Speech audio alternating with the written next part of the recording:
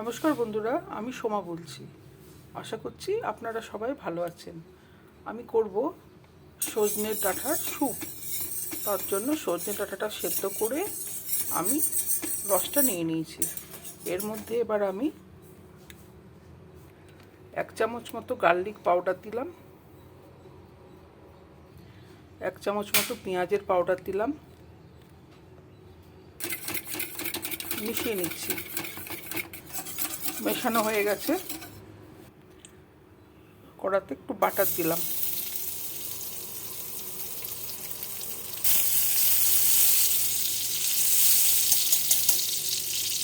এবার আমি দিয়ে দিলাম পরিমাণ মতো লবণ দিলাম, গোলমরিচের গুঁড়ো দিলাম। আমার তৈরি হয়ে গেল সজনে ডাঁটার স্যুপ।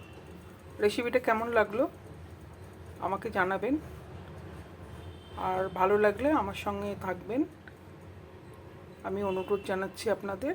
নমস্কার।